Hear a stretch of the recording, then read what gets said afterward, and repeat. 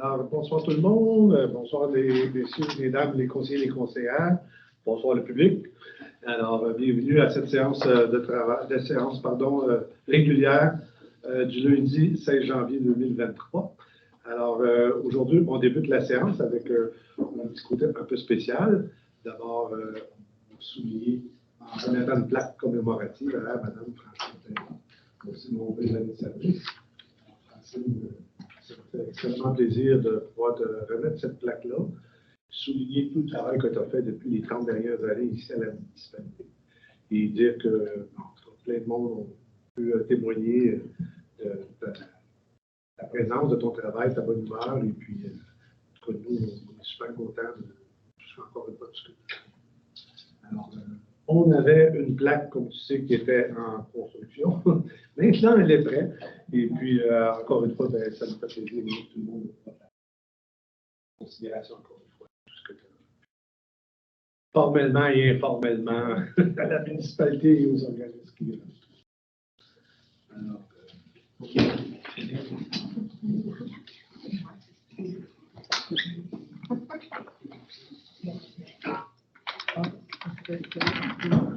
venir ici.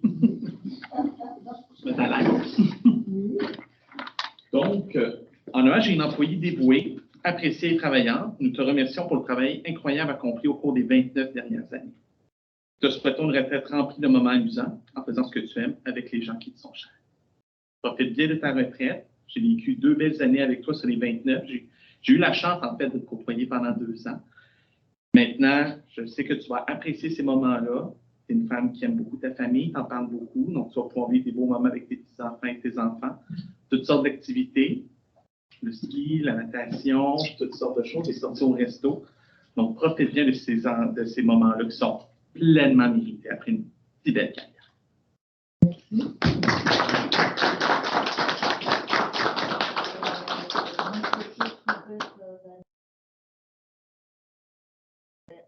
Année. C'est un grand plaisir de côtoyer tout le monde ici et puis tous ceux qui sont passés avant vous, parce qu'il y en a eu beaucoup. Puis, c'est ça. À un moment donné, c'était le temps pour moi de tirer ma révérence, puis de laisser la place aux plus jeunes, parce que je ne rajeunis pas.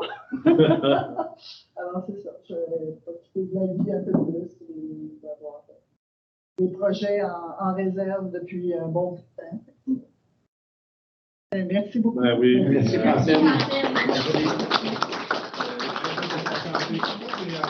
nous voir, viens prendre du café. Bien sûr. Mais amène ton lait. Avec la tasse.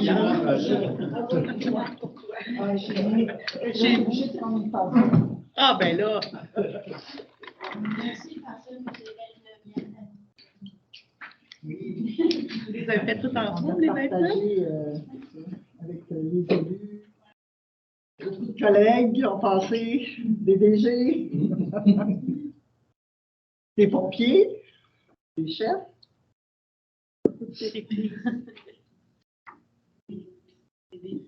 Et de nombreux conseils. Merci Vous connaissez beaucoup d'élus. Merci encore, Francine. Ça a été bien agréable. Encore une fois, si ça te tente bien nous voir, on va trouver une petite place pour faire un vrai jazzette. Puis on t'en rendu dans tes projets de retraite. Je vais rester avec vous quelques temps. Merci. Excellent. Alors, on poursuit donc notre ordre du jour. Donc, à 1.2, la période de questions. Est-ce que nous avons reçu des questions? Non. Pas de questions qui ont été. Voilà, poursuivons. À l'item 2, l'administration générale. Donc, à 2.1, l'adoption de l'ordre du jour. Donc, vous avez l'ordre du jour devant vous. Est-ce qu'il y a des points que vous souhaitez ajouter à l'ordre du jour? Alors, ça prendrait un profondeur et l'appuyeur pour l'adoption de l'ordre du jour proposé. Mme Deniscourt, appuyée, Mme Formier. Tout le monde d'accord? Oui. Et adopté. 2.2, adoption des procès-verbaux. Donc, le procès-verbal de la séance ordinaire du 5 décembre 2022. Est-ce qu'il y a des corrections, des ajouts sur le... Pas? Alors, un proposeur et un appuyeur, c'est dans l'ordre pour l'adoption. Proposer M. Bertillon, appuyer Mme Vadeboncoeur. Tout le monde d'accord? Adopté. À 2.2.2, la séance extraordinaire, celle-là, du 20 décembre 2022, qui était la séance, je vous rappelle, l'adoption du budget pour l'année 2023. Alors, est-ce qu'il y a des corrections à faire sur le procédure? Non. Je prendrai un proposeur et un appuyeur pour l'adoption. Proposer M. Bertillon, appuyer M. Vézina. Tout le monde d'accord? Oui. Et adopté. Et finalement, la séance extraordinaire, encore une fois, à la même date, donc le 20 décembre 2022, pour déposer l'avis de motion pour l'autre élément qu'on va traiter un peu plus loin dans l'ordre du jour, qui est les tarifs et tout ça. Alors donc, tout le monde connaît le sens. Est-ce qu'il y a des corrections à ce procès-verbal? Non. Quelqu'un propose et appuie pour l'adoption du plan. M. Bertillon, appuyé. Mme Formé. Tout le monde d'accord? Et adopté. Alors voilà. Maintenant, à 2.3, l'adoption des comptes et engagements de crédit. Donc, vous avez la liste des comptes et des engagements avec les montants associés. Donc, attendu que le conseil municipal a pris connaissance de la liste des chèques émis, les virements bancaires effectués par la municipalité ainsi que la liste des comptes à payer pour le mois de décembre 2022, il s'en déclare satisfait. Attendu qu'il y a lieu de les accepter et d'autoriser le paiement de ces derniers, il faut payer vos comptes. En conséquence, il serait proposé, appuyé et résolu d'accepter la liste des comptes à payer ainsi que la liste des chèques émis et paiements bancaires pour un total de 443 157 et autorisation est donnée au directeur général et David Denisoli de payer les dispôts. Qui en fait la proposition? M. Vézina appuyé, Mme Fortuné. Tout le monde d'accord? Alors, on paye nos coûts.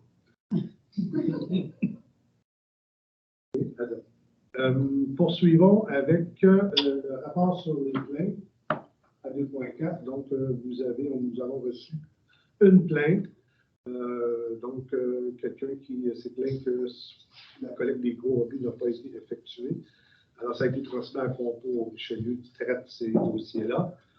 J'en profite simplement pour rappeler que parfois, quand les gros rebuts, ça exclut tout ce qui est meuble en bois ou en mélamine, qui est traité comme du bois de construction. Donc, les citoyennes doivent les apporter directement à l'éco-centre parce que sur le bord du chemin, ils ramassent.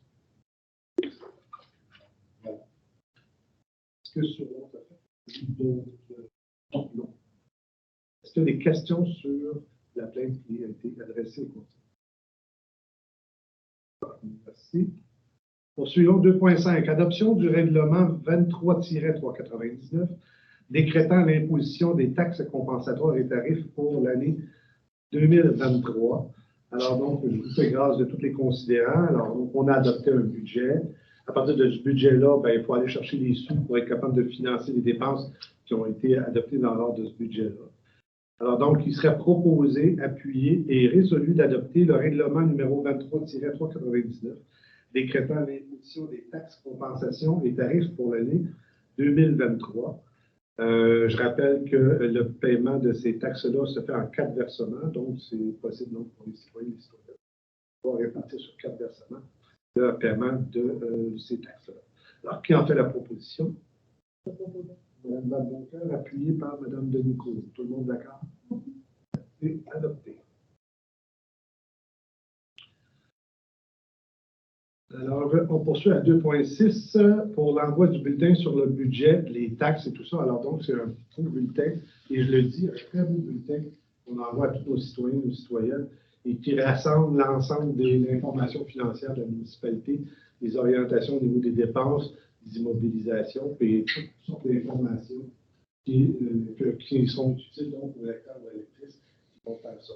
Je le souligne parce que je trouve que c'est un beau document qui est concis, qui est vraiment, là, quand tu le lis, tu as l'image parfaite de ce qui se passe en termes financiers au niveau de la municipalité et des choix que le conseil.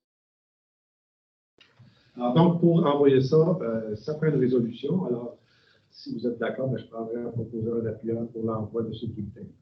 Proposé par Mme Denicourt, appuyé M. Bertillon. Tout le monde d'accord? Oui. C'est adopté. Maintenant, poursuivons avec, à 2.7, l'aide financière aux organismes pour l'année 2023.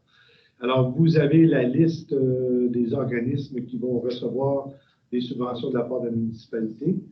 Alors, considérant que le Conseil municipal de Saint-Alexandre a reçu des demandes d'aide financière des différents organismes du milieu pour l'année 2023, considérant que le Conseil municipal de Saint-Alexandre a introduit une procédure de reddition de comptes pour assurer une saine gestion de ses finances publiques. Donc, tous les bénéficiaires de ces subventions auront à produire un état de compte, auront à produire donc une reddition de compte plutôt pour s'assurer que ces argents-là ont été dépensés selon ce qui a été prévu.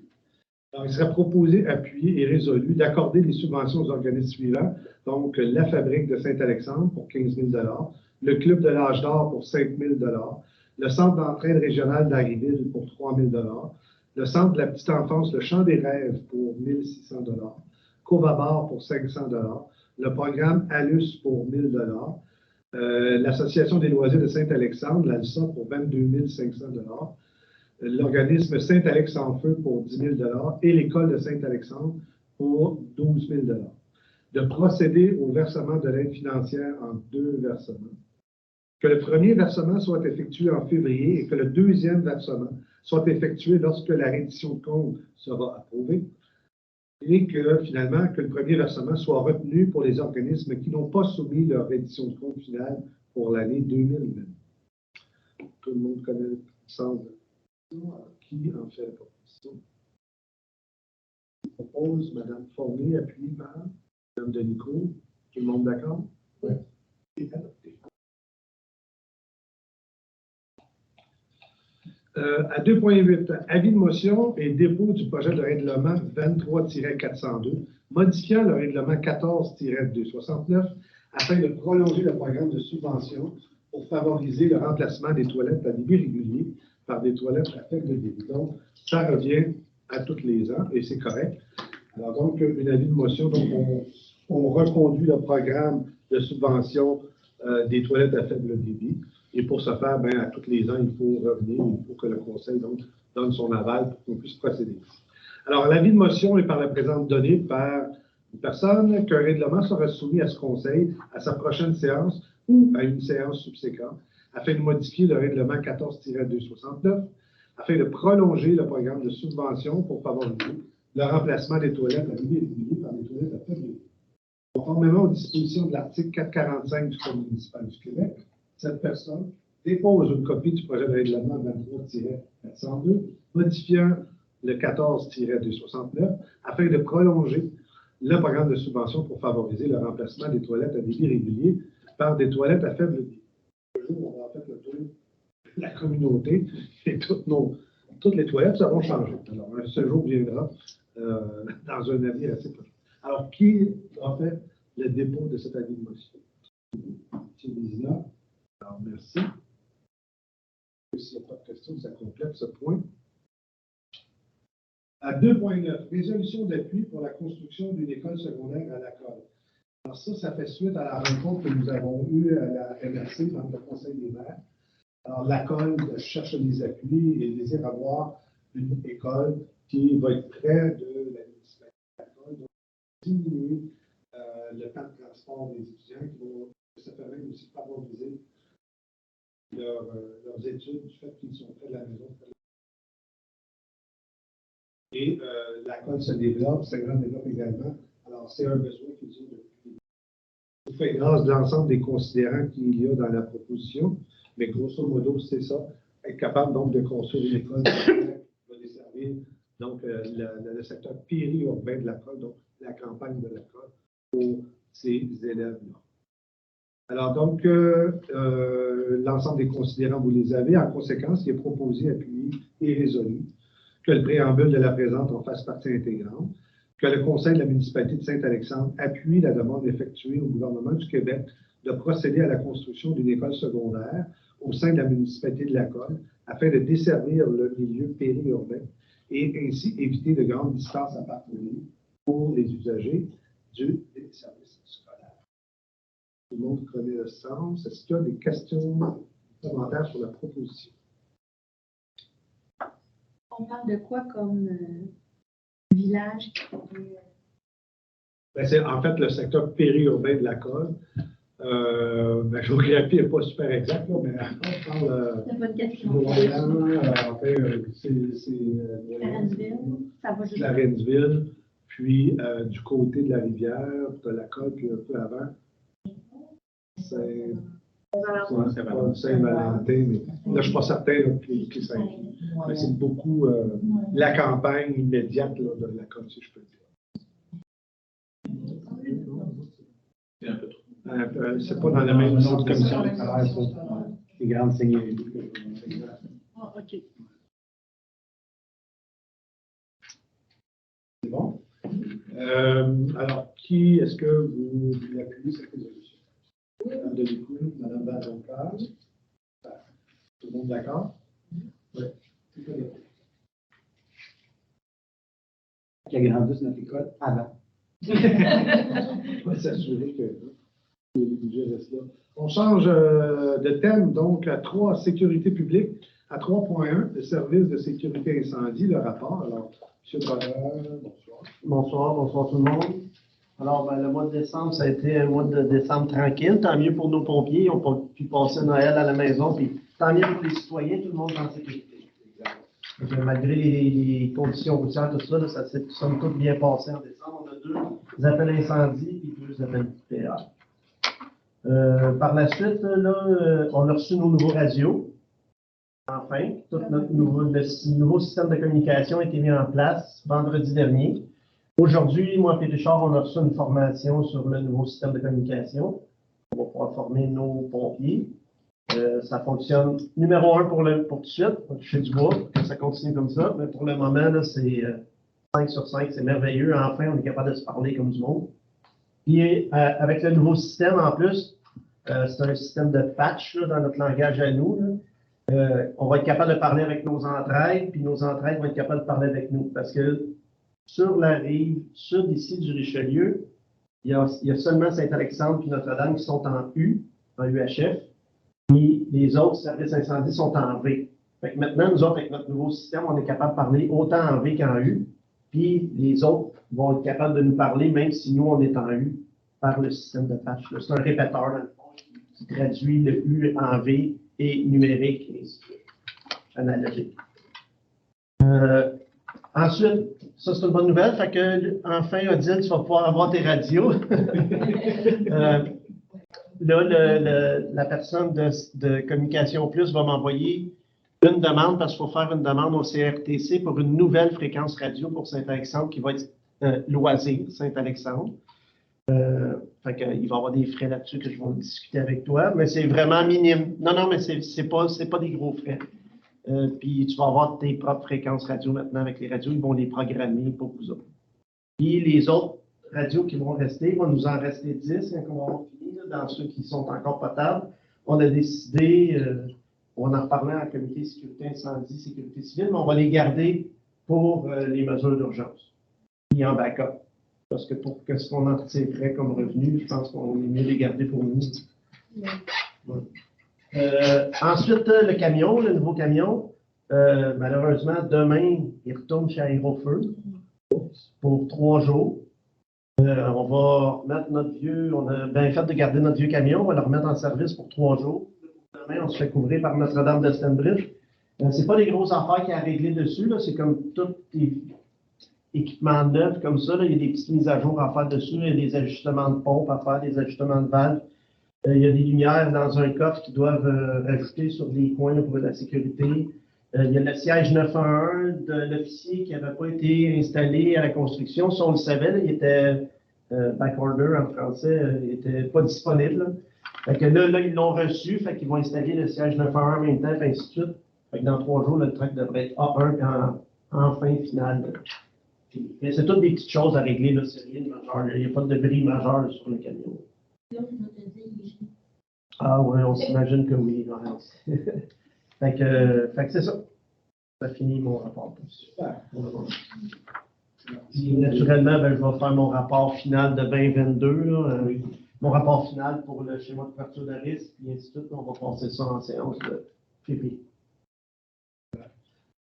Parenthèse, il y avait aujourd'hui à la radio un reportage sur ce qui s'est passé à Saint-Roch-la-China, l'explosion de l'emplacement de propane et tout ça. Puis il y avait une bonne discussion, entre autres, avec Rémi Trudel, qui est le prof qui enseigne tout ce qui est regard avec les affaires municipales, qui a été ancien ministre dans les gouvernements africains, des affaires municipales. Et bref, qui parlait de la préparation des municipalités pour ce genre de situation, puis que c'est pas évident, mais qui soulignait l'importance d'un schéma de couverture de risque, justement, pour être capable de... Schéma de couverture de risque, puis un bon partenariat. Comme nous, sur notre territoire, il y a Énergie, je pense, maintenant, c'est avant qui était Gaz Métro. Oui. Mais tu sais, on a des formations avec ces gens-là nous rencontrent, c'est important de parler avec ces gens-là. Exemple, notre nouveau système de communication, là, je vais faire une demande justement à Énergie de subventions parce qu'ils ont des subventions. Il faut que ça soit intrinsèque, qu'on appelle, autrement dit, si on répond sur des fuites, nos radios sont intrinsèques, ça veut dire qu'ils n'émettent pas d'électricité statique ou de flémèche, et ainsi de suite. C'est toutes des petites choses comme ça qui sont importantes avec l'industrie. C'est comme là, ça serait, parce que je ne veux pas trop m'avancer, parce que l'enquête n'est pas finie, mais ça serait des travaux de soudure qui seraient à l'origine. Il s'agit d'une chose qui n'est pas été faite comme il faut. Puis des fois, c'est pas nécessairement, il y en a gros des gens qui disent la négligence de la part de la personne qui soudait, c'est peut-être pas de la négligence, c'est peut-être juste mal formée ou ainsi de suite. Tout à fait. Il ne faut pas tout de suite garocher. Attendre les résultats de travail dans le cas. Je sais qu'ils ont tout ce qu'ils disaient à la radio, c'est qu'ils ont retrouvé les pas disparus. Ils ont trouvé?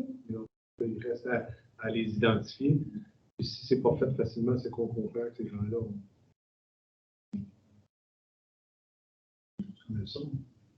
Alors voilà. Ben merci. Est-ce qu'il y a des questions par rapport à ce que M. Brodeur a su?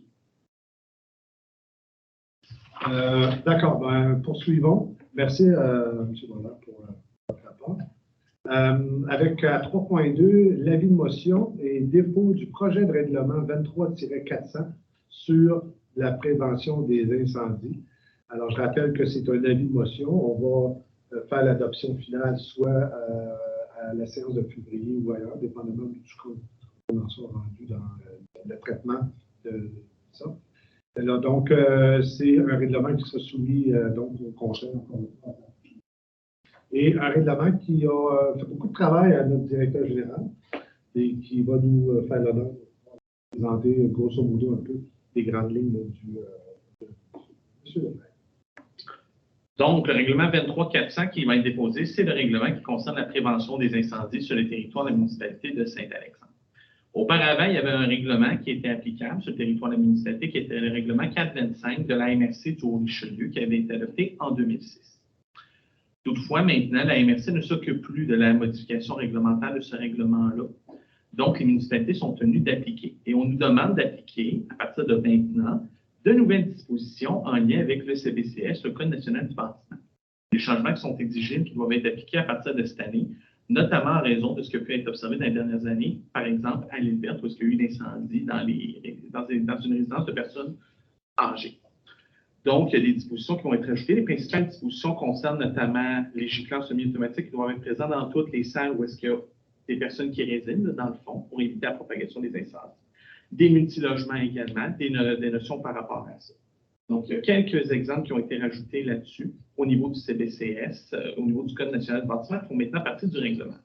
Pour la suite, le règlement de prévention des incendies, comme on n'avait pas, il a fallu en créer un, dans le fond, ce qui va donner notre règlement 23-400. On inclut toutes les autres dispositions qui existaient déjà. Donc, concernant les systèmes d'alarme, par exemple, les appels inutiles, les demandes de feu, demandes de permis pour des feux à ciel ouvert, des feux de joie, des feux d'artifice pour des événements de cette nature-là. D'avoir des équipements qui sont conformes aux normes également, les responsabilités du service incendie pour la prévention des incendies. Donc, quand est-ce qu'ils peuvent faire des inspections? Qu'est-ce qu'ils peuvent exiger comme rapport, par exemple, en fonction de la loi? C'est différents champs d'intérêt là-dessus. Donc, évidemment, c'est un règlement qui est assez volumineux, qui a 150 articles environ. On vous le dépose, je vais vous gracier de la lecture des articles un par un, mais je vous invite à le regarder. On ne l'a pas non plus imprimé pour les citoyens, même s'il n'y a personne ici dans la salle en ce moment. Mais s'il y a des citoyens qui veulent consulter le projet de règlement, vous pouvez toujours nous en faire la demande. On pourra soit vous l'envoyer par courriel ou vous l'imprimer moyennant la loi sur l'accès aux documents dans le fond. qu'il va y avoir là-dessus. Donc, c'est le règlement, dans le fond, vraiment, pour la prévention incendie que chaque municipalité doit adopter comme elle a compétence en ce domaine-là. Mais on reprend essentiellement les dispositions du 425, en plus d'intégrer les dimensions du CBCS qui sont nouvelles, des dimensions qui avaient déjà été adoptées dans le règlement de Saint-Jean-sur-Richelieu. Donc, on s'est également inspiré de la réglementation en vigueur à Saint-Jean. Donc, voilà, je ne sais pas s'il y avait des questions autour de la table ou s'il y avait besoin d'explications. Peut-être une petite question. Est-ce que c'est prévu qu'il y ait une campagne de communication pour informer les citoyens de ce nouveau règlement? De ce qu'ils doivent faire, des formulaires qui sont nécessaires?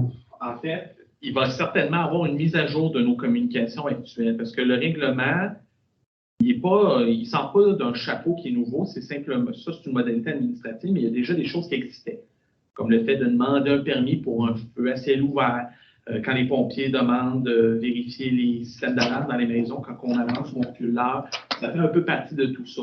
Donc, peut-être que les communications que les pompiers font vont devoir être mises à jour, tout dépendant des nouvelles normes ou s'il y a un nouveau formulaire ou quoi que ce soit. Mais ça reprend essentiellement ce qui existait déjà.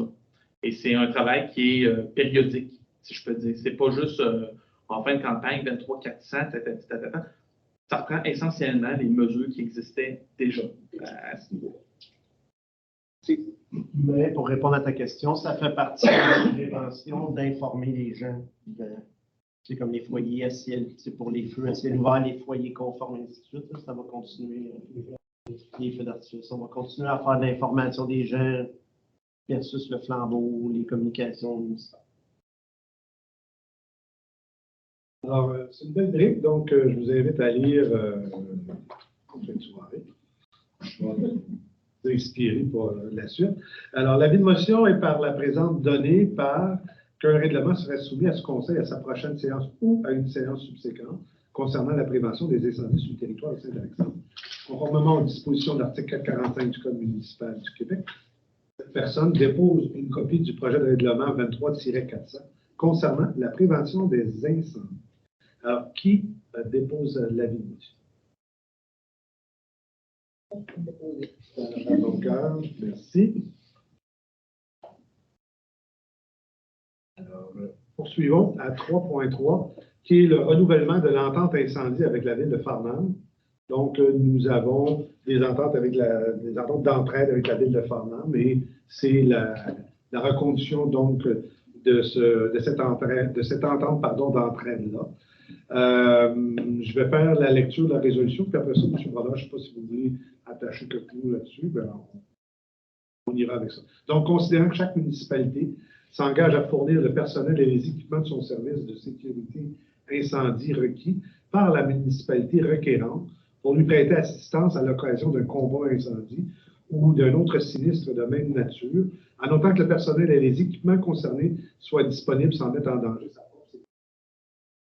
Proposé, appuyé et résolu. D'approuver le renouvellement de l'entente d'entraide incendie à intervenir avec la ville de Farnham.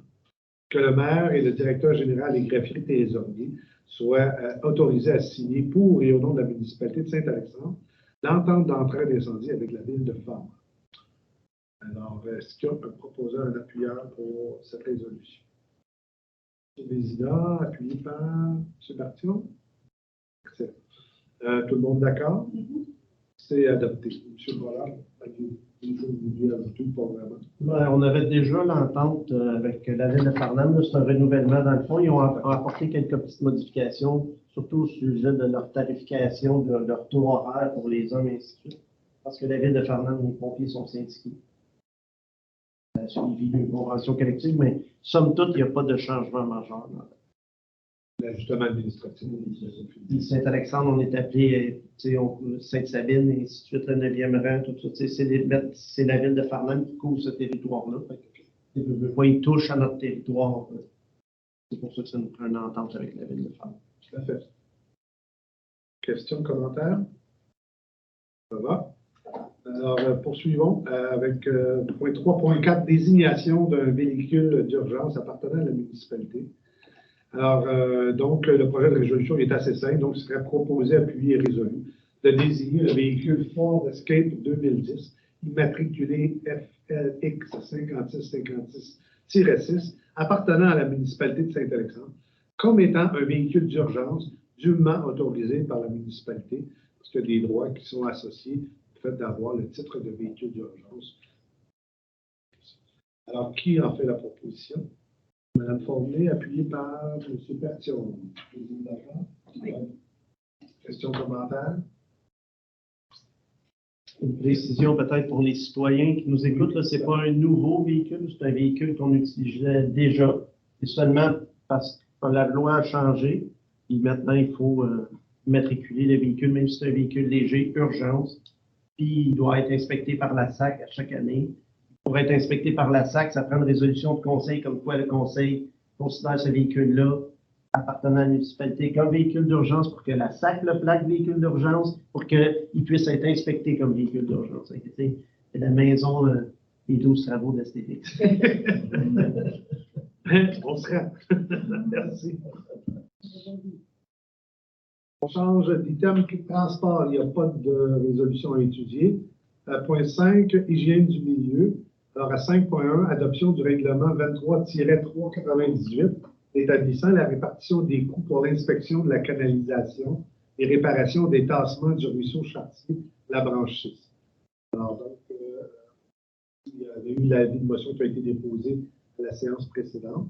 Là, maintenant, on va donc adopter. Alors, donc, c'est la répartition des coûts sur la résolution classique. Donc, répartition des coûts pour les gens qui sont associés à ces superficies-là pour le ruisseau Chartier. Alors, considérant l'inspection de la canalisation et l'exécution de la réparation des tassements du ruisseau, considérant que la répartition des coûts doit être effectuée par la municipalité, que le projet de règlement a été déposé lors de la séance ordinaire du 5 décembre, l'avis de motion a été donné lors de la séance ordinaire du 5 décembre. Il serait donc proposé, appuyé et résolu d'adopter le règlement 23-398 établissant la répartition des coûts pour l'inspection de la canalisation et la réparation des tassements du ruisseau Chartier, la branche. Qui en fait la proposition? M. Bertion, appuyé par M. Résident, tout le monde d'accord? Alors. On poursuit avec 5.2, remplacement de la pompe du puits numéro 1. Alors donc, on a eu des petits problèmes. La pompe du puits d'alimentation numéro 1 ne fonctionne plus, donc il faut remplacer cet équipement-là. Et considérant que 3 fournisseurs ont été approchés pour procéder au remplacement de la pompe et que 2 ont répondu dans les délais impartis, il serait proposé, appuyé et résolu de procéder à l'achat d'une nouvelle pompe pour le puits numéro 1 auprès de Moteurs électriques Gertin au montant de 4 662,12 sous, plus les taxes applicables et excluant les frais de location pour les outils d'installation. Alors, vous avez la liste des soumissionnaires en document annexe. Est-ce que tout le monde comprend le sens de la proposition? Alors, qui en fait la proposition? M. Bertion, appuyé. C'est une bonne nouvelle, finalement. Oui, on a bien fait de demander. Oui, on a sauvé beaucoup de sous avec ça. Tout à fait. Donc, excusez-moi, M. Bertion, puis Mme Fournier. Okay. Tout le monde d'accord? Oui. C'est adopté.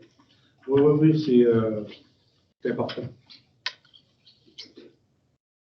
Alors, on change d'item santé et bien-être. Il n'y a pas de point à l'étude. Point 7, aménagement, urbanisme et développement. Alors, à 7.1, le service de l'urbanisme, le rapport, et Mme Nadeau. Bonsoir tout le monde. Je vous ai remis les permis, mettons, du mois de décembre. J'en ai eu 7 dans du mois. Puis, en montant la valeur des permis, 186 186 000, excusez, puis 230 de permis. Puis, je vous ai remis aussi le rapport de, mettons, dans le courant de l'année. On a eu 242 permis émis. Quand même. Oui. Puis la valeur des permis, c'est 4 661 et 467 $. Le montant des permis, ça fait 6 965 $. Si vous avez des questions par rapport à L'ensemble de l'œuvre. l'ensemble de Ben, c'est presque, c'est pas un permis par jour, mais pas très bon. Oui, Les jours ouvrables. l'année passée, il y en avait eu plus sur ensemble. C'est correct. Et puis, j'ai des nouveaux formulaires, puis les gens, ils répondent bien aussi aux nouveaux formulaires. Puis, c'est ça. Dans le courant du mois, c'est des permis, puis il y en a qui ont pris déjà des permis pour l'émission. Ah ben, D'avance. on peut commencer à mettre de l'eau avant aussi. Là, ça On va va l'avoir de moins en moins, par exemple. d'après moi. Oui, ça c'est sûr. Mais il y en a un renouvellement. Des permis. Fait que c'est ça.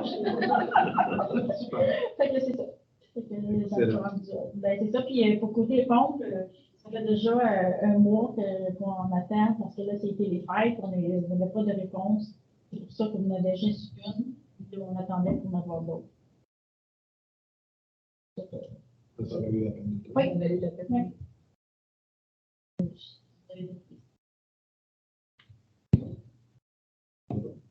Merci, Mme Nadeau.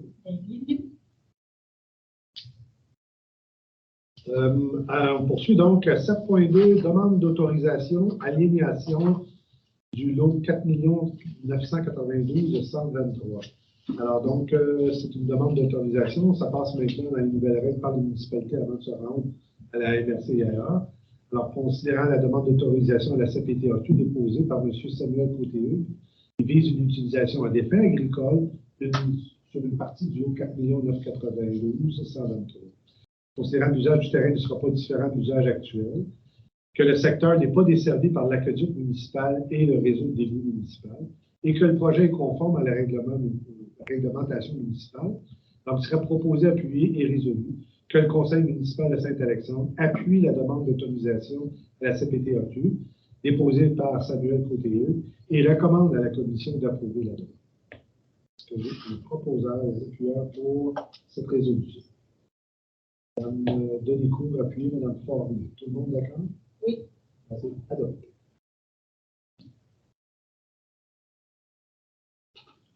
On poursuit avec 7.3, bâtiments patrimoniaux dans un plan d'implantation et d'intégration architecturale, ministère de la Culture et des Communications, des Assurances.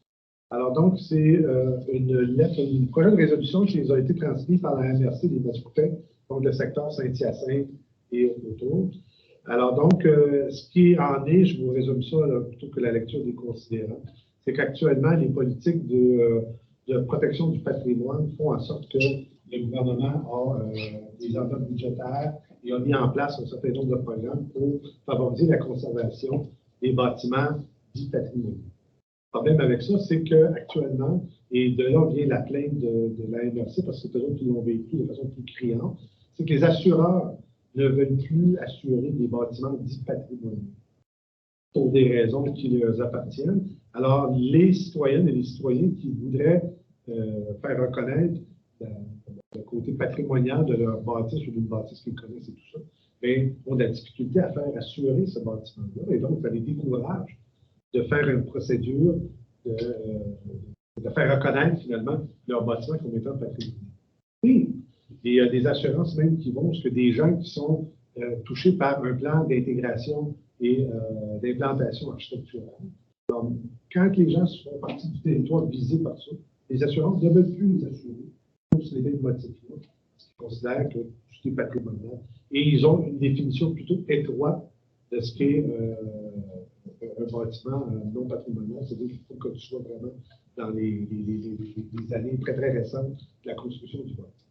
Alors donc, face à ça, la MRC des Mascoutins a fait une campagne avec ce projet de résolution-là. Elle a fait demander au gouvernement qu'il fasse en sorte que les gens puissent pouvoir assurer des bâtiments dits patrimoniaux, parce que si on continue dans cette ligne-là, encore une fois, il n'y aura pas grand monde qui sera intéressé de faire cette démarche-là, parce que s'ils sont pas capables d'assurer leur bâtiment, bien naturellement, c'est des risques qu'ils ne veulent pas. Alors voilà le pourquoi de ce projet de résolution-là qui nous vient de la MRC. Et vous avez aussi la liste des gens qui recevront cette résolution-là si vous décidez de l'adopter. Alors donc, il serait proposé, appuyé et résolu de demander au gouvernement du Québec d'intervenir auprès du gouvernement du Canada et des autorités compétentes pour trouver rapidement des solutions afin de garantir à coût raisonnable l'assurabilité de tous les immeubles patrimoniaux, et cela peu importe l'âge du bâtiment ou d'une composante, l'identification du bâtiment à un inventaire, son statut, sa localisation au zonage ou sa soumission à des règlements visant à en préserver les caractéristiques. D'appuyer la résolution numéro 22-11-49 de la MRC des Mascoutins et finalement de transmettre la présente résolution au gouvernement du Québec, au ministère de la Culture et des Communications, à la ministre des Affaires municipales, à la députée fédérale de Saint-Jean, à la députée provinciale d'Iberville, à la Fédération québécoise des municipalités, à l'Union des municipalités du Québec, aux amis et propriétaires des maisons anciennes du Québec, à Action Patrimoine, à Héritage Montréal, à l'Ordre des urbanistes du Québec, à l'Ordre des architectes du Québec, au Bureau d'assurance du Canada et au regroupement des cabinets de courtage d'assurance du Québec. Et ça nous touche aussi beaucoup, dans le sens que, vous savez, qu'on a un bâtiment qu'on peut classifier de patrimoine. Et on a intérêt à ce que cette situation-là se règle pour que nous-mêmes, on puisse procéder de la relation du Québec. C'est la volonté, naturellement, des composantes de la municipalité. Alors, tout le monde connaissance, est-ce que j'ai un proposant et un appuyeur pour l'adoption de cette résolution? Informé, bien sûr. Est-ce que c'est nous qui devons envoyer toute cette lettre-là, dans le fond, à tous les intervenants, ou ça va être la MRC qui va s'en charger? C'est nous. Ça serait plus facile que nous, on envoie ça à MRC, puis que la MRC l'envoie aux assureurs les municipalités. Je comprends le sens. C'est la procédure habituelle que ce soit tout le monde répondu. Ça donne un poids supplémentaire à ces gens-là qui disent ben, telle municipalité, on les reçoit, donc il y a eu d'appui. Effectivement, c'est de cette façon. Est-ce qu'il y a d'autres questions ou commentaires? Est-ce que j'ai un proposeur, un appuyeur pour l'adoption de la résolution? Je l'ai nommé. Oh oui, bien, il y avait le Oh, excusez-moi. Et c'était. Excusez-moi. On va le proposer, je vais le seconder. OK, d'accord. Je pensais que j'avais déjà pris les noms. C'est bon. Alors, tout le monde conversant, est-ce que tout le monde est d'accord avec l'adoption de la résolution? Oui. C'est adopté.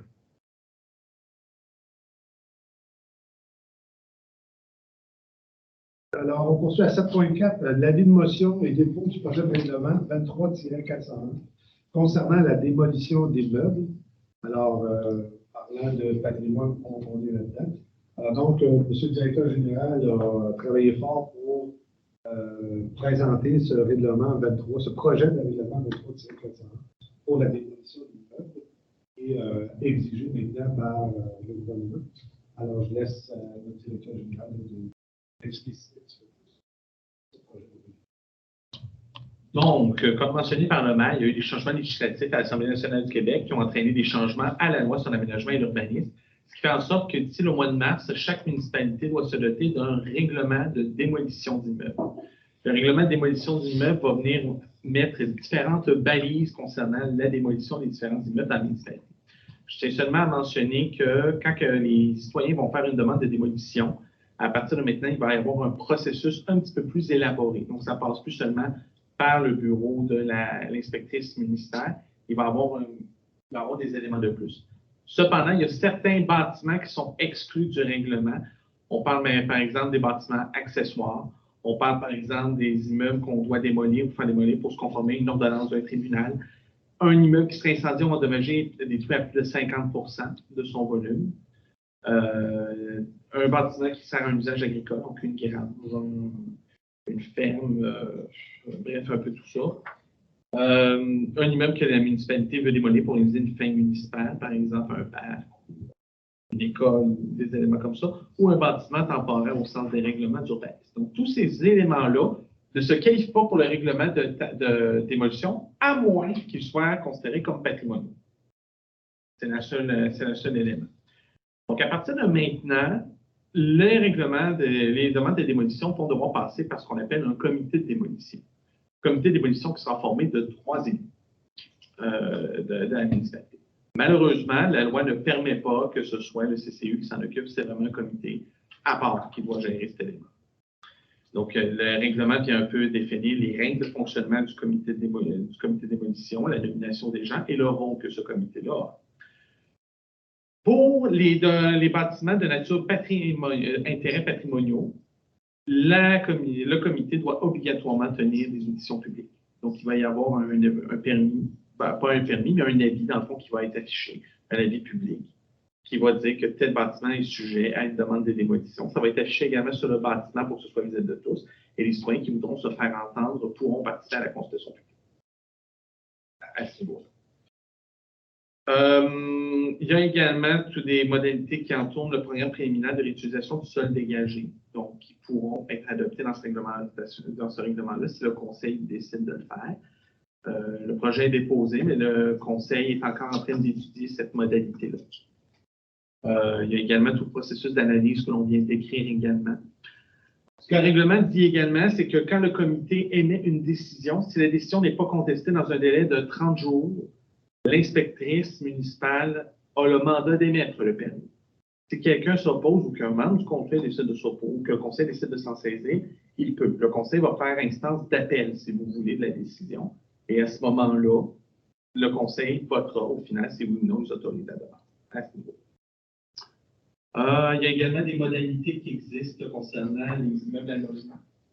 Donc, il y a certaines discussions qui doivent être faites. Mettons, il y a des gens qui veulent acheter le logement pour garder le caractère de logement. Ils peuvent essayer de s'entendre ou quoi que ce soit à ce niveau.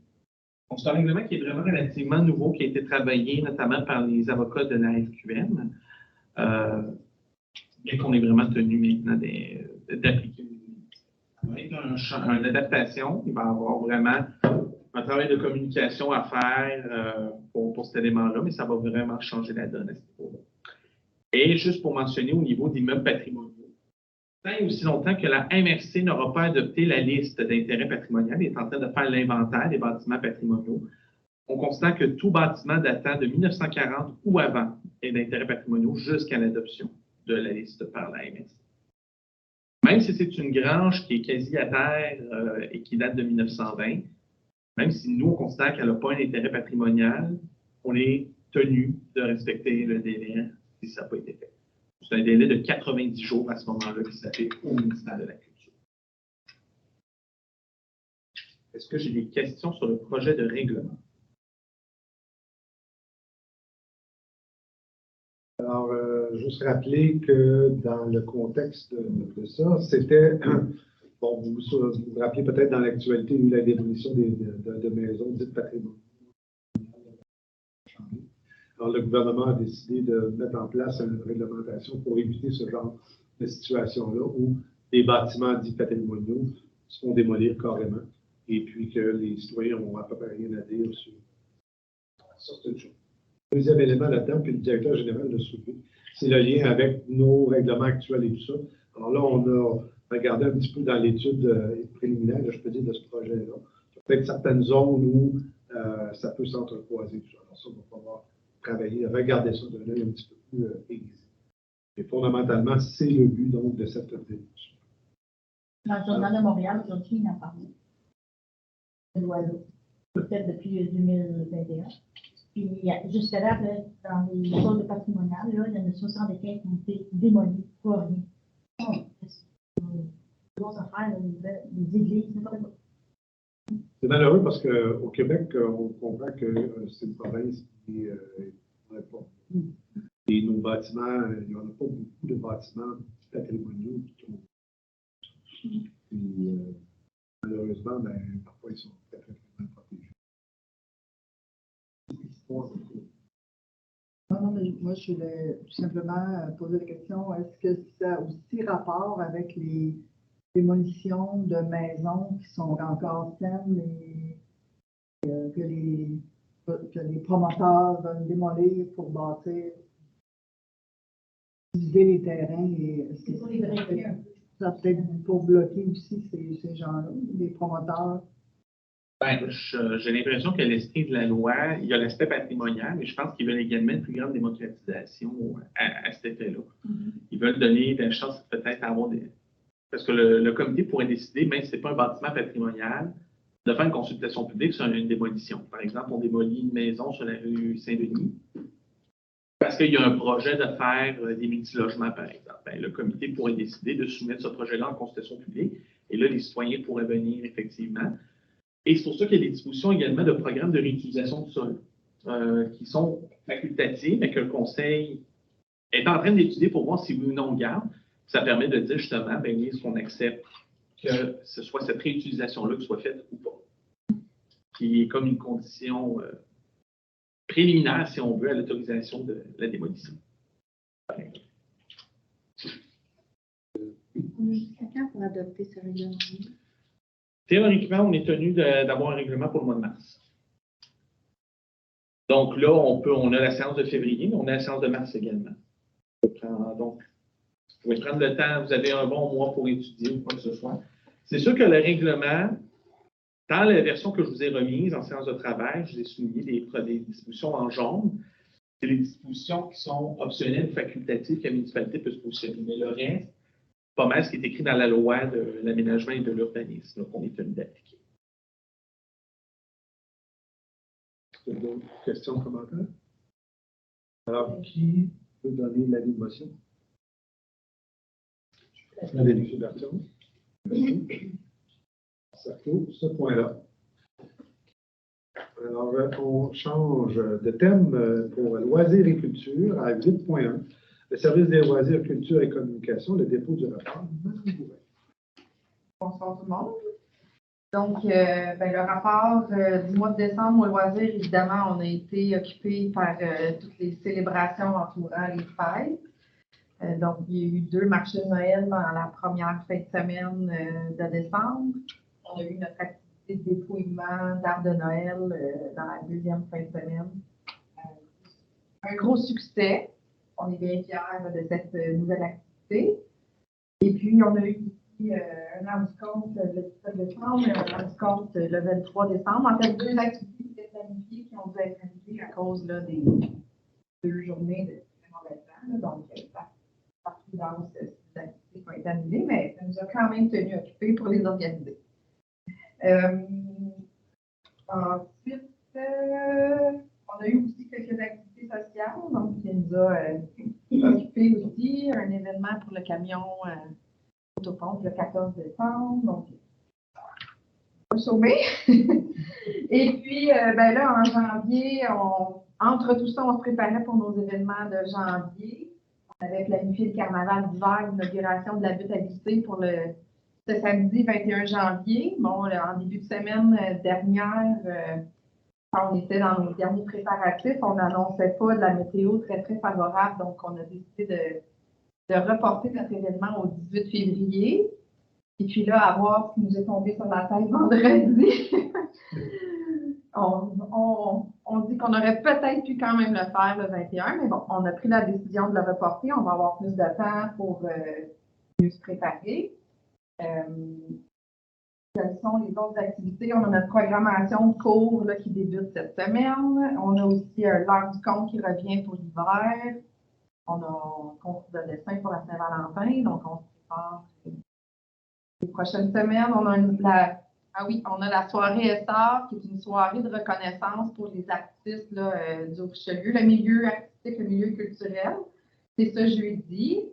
On a un 5 à 7 là, au Cabaret Théâtre. Et notre projet de pique-nique culturel fait partie des finalistes dans la catégorie des bons coups culturels. Donc, il y a une bourse de 1 000 $ en jeu.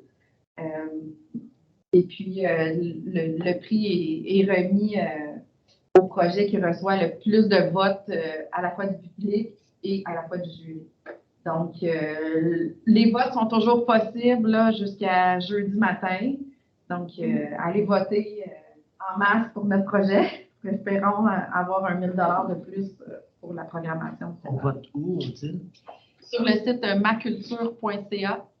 Les bons culturels de la soirée SR. Et les employés des travaux publics travaillent fort là, pour arroser la patinoire. On a des nuits froides cette semaine, donc c'est en route.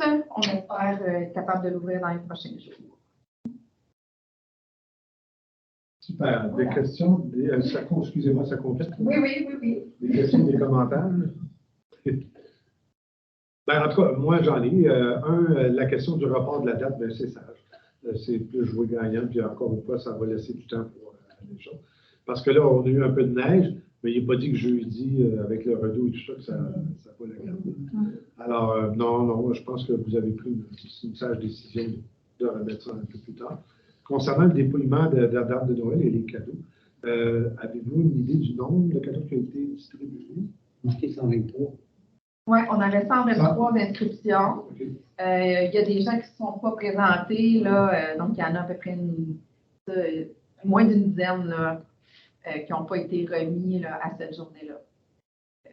Il y en a qui sont venus chercher les cadeaux qui n'ont pas été récupérés le 11 décembre. Mais il nous en reste encore qui n'ont pas. Avis à notre public, là, c'est les gens qui nous entendent et qui ont le cadeau. Ils viennent le chercher, sinon, ben, ils seront pour le dépouillement de l'an prochain. En autre année. Oui. Il y a eu des communications, là, évidemment, qui ont été faites, là, des rappels, mais bon, les gens ne sont pas venus les chercher. Super. Est-ce qu'il y a d'autres commentaires, questions? Bravo pour les pique-niques culturelles, c'est le fun au bout. C'est vraiment super. Très content de ça. Puis, en tout cas, il y a des bonnes zones qui circulent, semble-t-il. Alors, moi, je croise mes doigts et je vais y être, croyez-moi. Et puis, je vais être le premier à crier. Si Saint-Alexandre est retenu, là, ça va être vraiment, vraiment le fun. Ah oui, Et puis, c'est un bel appui pour le travail qui a été fait là-dedans, le concept et tout ça. Alors, moi, Ça va peut-être faire boule de neige. puis, voilà. D'autres questions, commentaires? C'est bon. Merci, Mme Bourret.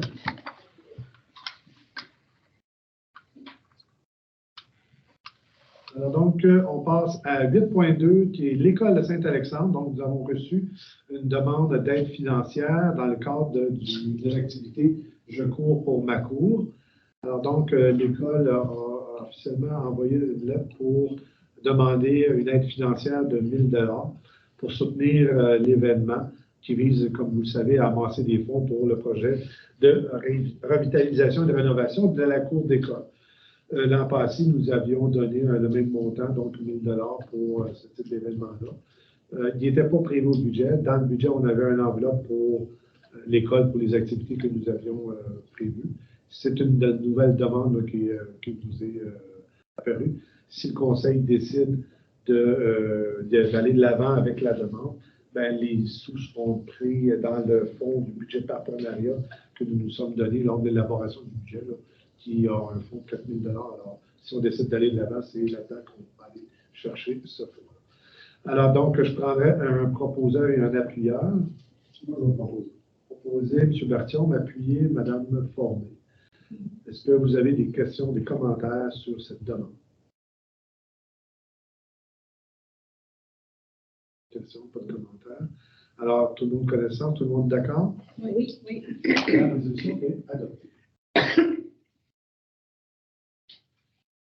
Alors, point 9, retour des comités. Bien, on comprend que le mois de décembre, c'était le mois un peu des fêtes. Alors, on ne s'attend pas, mais je ne sais pas si parmi vos comités respectifs, vous avez des choses particulières, là, à part d'avoir digéré la tourtière et du temps des fêtes.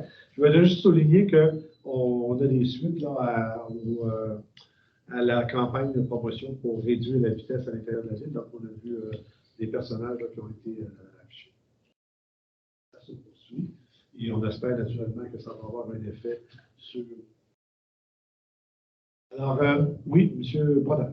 Juste savoir, les comités, est-ce que c'est les mêmes conseillers, gardent les mêmes comités pour 2023? Sensiblement les mêmes. On n'a pas tout à fait fini de travailler ça. On va adopter donc à la séance de février. Okay. Et il y a des vérifications qui doivent être faites plus. Mais ça, le portrait va être sensiblement. Tout ça, je t'ai poigné avec les mêmes. Ça va finir. On laisse le soin directeur général de répondre. Il est avec qui? C'est avec qui? On a dit mon point cette question. C'est avec qui? Je trouve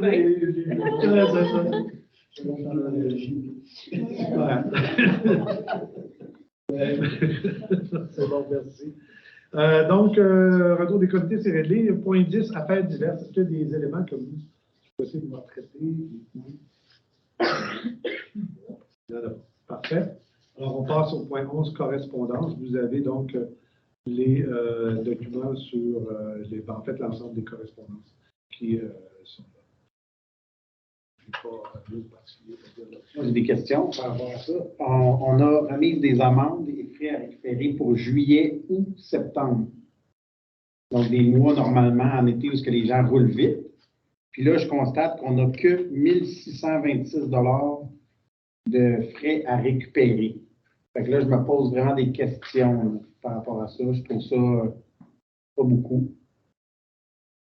Pour 3 mois durant la période d'été. Présence policière qui est Pas capable de. Est-ce qu'on a la liste, est-ce qu'on a le nombre de constats qui ont été donnés dans ces 3 mois-là? Parce que je vois que là, on a un document, mais ils disent qu'il y a une liste aussi qui est normalement envoyée. Est-ce qu'on a le nombre de constats qui ont été donnés? Je n'ai pas la réponse pour vous en ce moment, mais oui, on a la liste. J'aimerais ça qu'on regarde ça parce que je trouve pas ça normal qu'en juillet, août, septembre. Surtout que là, on a un offensive qui s'en vient pour parler de la vitesse. Ben, il faut qu'il y ait des actions qui soient prises aussi pour être conséquents avec ce qu'on va mettre en place.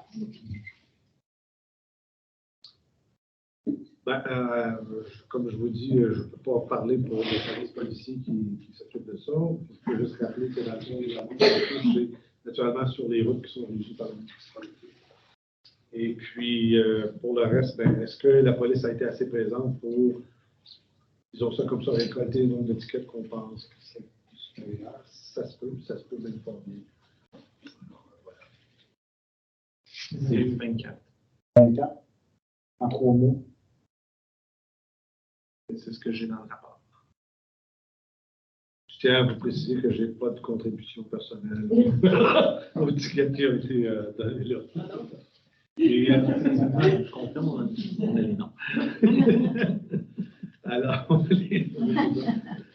voilà. Mais l'interrogation que vous soulevez est pertinente et on va avoir des petites communications avec le service. Ouais, parce que quand on 24 en 3 mois, là, moi, je suis vraiment inquiet. Là. Surtout que le mois de septembre, c'est le mois où il y a la rentrée scolaire. Les gens roulent vite.